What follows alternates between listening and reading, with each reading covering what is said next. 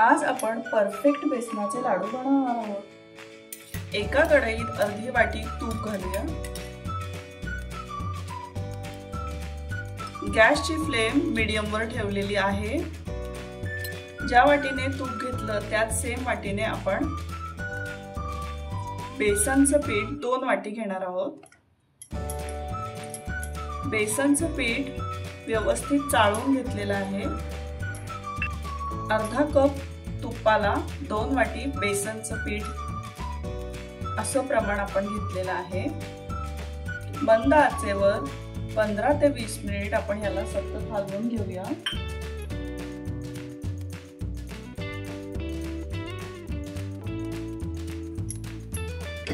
जोपर्यंत बेसनाला तूप सुटत नाही तोपर्यंत आपण मंद आचेवर बेसन भाजून घेऊया।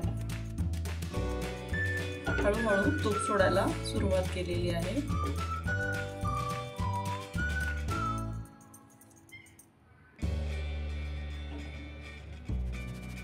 बेसन व्यवस्थित भाजून झालेलं आहे। जोपर्यंत बेसन तूप सोडत नाही तोपर्यंत आपण त्याला भाजून घेतलेला आहे। आता आपण 3 ते 4 थेंब यामध्ये पाणी घालूया आणि व्यवस्थित मिक्स करून घेऊया। यामुळे बेसन पीठ छान रवाळ होते आणि लाडू चिकट बनत नाही। आणखी 2 ते 3 मिनिट आपण याला भाजून घेऊ। बेसन व्यवस्थित भाजून झालेलं आहे।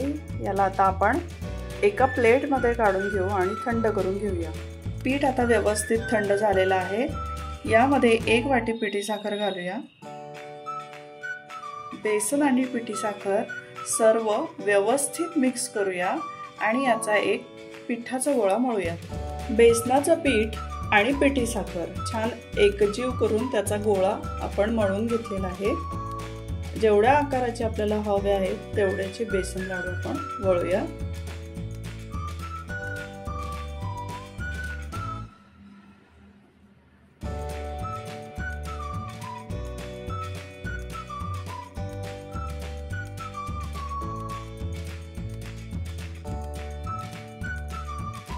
छान गोल गरगरी तोंडात घालताच विरघळणारा बेसनाचा लाडू तयार आहे। असे आपण आणखी बनवून घेऊया। दिवाळीसाठी स्पेशल तोंडात विरघळणारे बेसनचे लाडू खूप सोप्या पद्धतीने तयार आहेत। तुम्ही पण असे नक्कीच करून बघा आणि प्लीज माझ्या चॅनलला सबस्क्राइब करा।